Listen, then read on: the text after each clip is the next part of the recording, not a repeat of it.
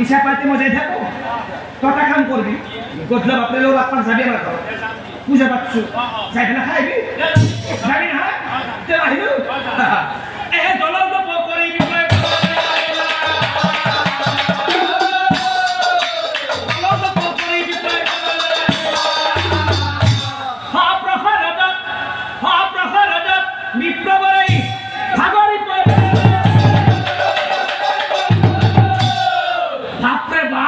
রত্তু হুতো বলে মাসি না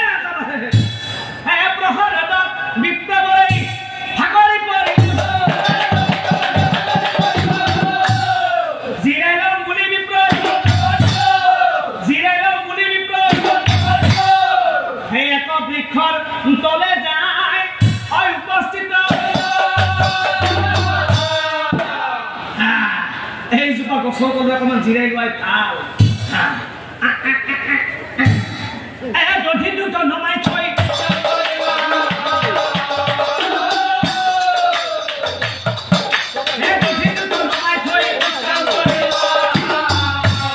এতিয়া চাওকচোন যিজোপা গছৰ তলত দেৱস্বামীয়ে সেই দধিটো মনটো নমাই থৈ জিৰণি লৈছিল সেইজোপা গছলৈ বুলি সৰ্পয়ে মুখে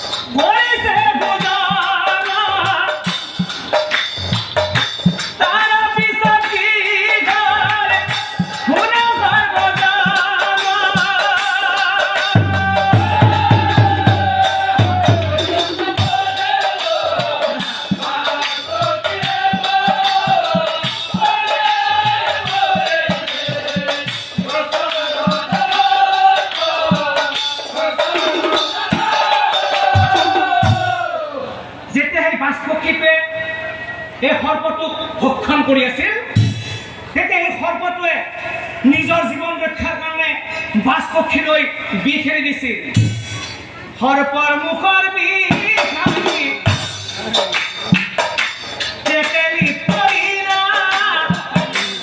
এই কথা বিপ্লৱৰে গমকে নাপাইলা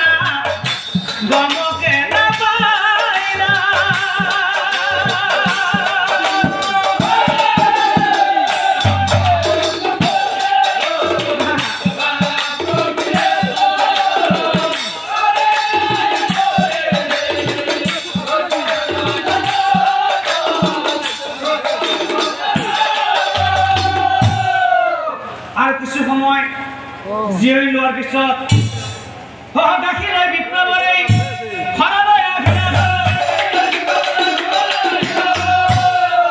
গাখীৰ বিপ্লৱৰে ঘৰলৈ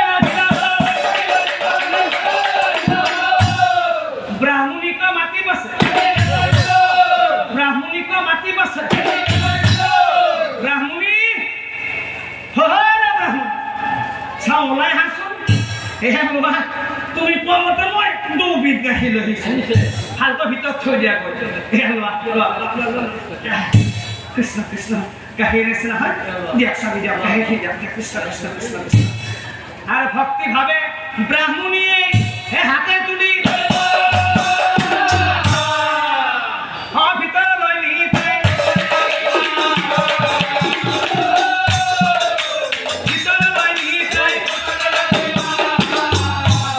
আৰু তাৰপিছত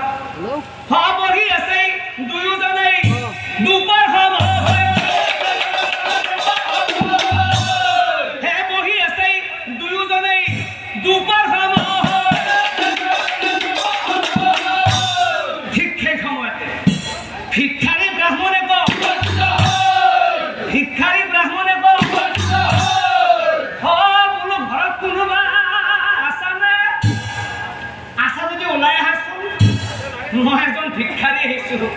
ওলাই অকণমান মোক শিক্ষাদান কৰা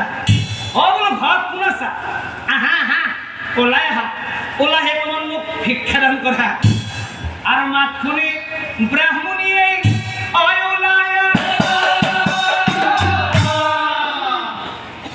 ভিক্ষাৰী ব্ৰাহ্মণে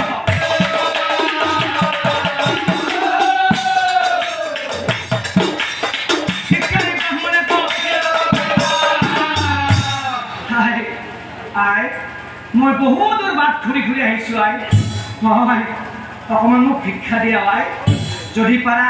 কিবা অকণমান মোক খাবলৈ দিয়া কাৰণ সেই আজি 3 দিনে মই একো খোৱা হয় 3 দিন হ'ল লঘোণে আছোঁ দুপৰীয়াৰ সময় যদি তুমি ঘৰত ৰন্ধা বঢ়া কৰিছা তেনেহ'লে অন্ন অলপ দিয়া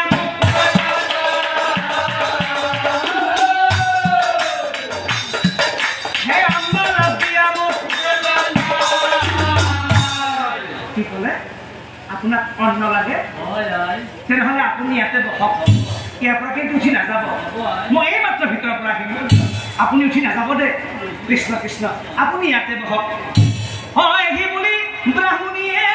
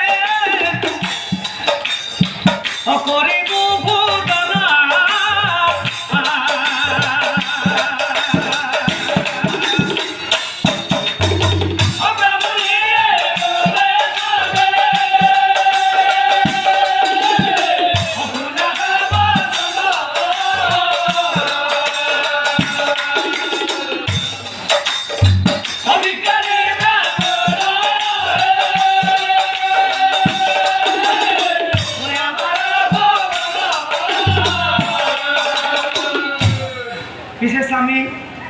আজি যে আমি সন্ধিয়ালৈ ঘৰত সত্যনাৰায়ণ পূজা কৰিম সেইকে দিনটো লঘোণে আছোঁ একোৱে ৰন্ধা বঢ়া কৰা নাই আৰু এতিয়া ভিক্ষাৰীহে আমাৰ ঘৰত ভাত খাম বুলি কৈছে এতিয়া আপুনি কওকচোন মই সেই ভিক্ষাৰীক ভাত দিম ক'ৰ পৰাই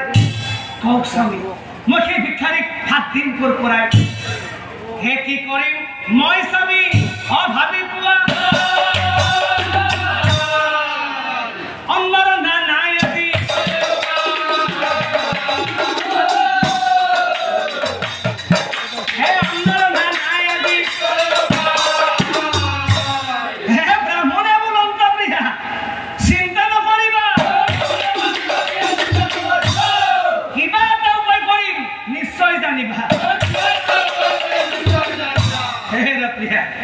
তুমি দেখোন ভালকৈ জানা সেই অতিথি দেৱ ভৱ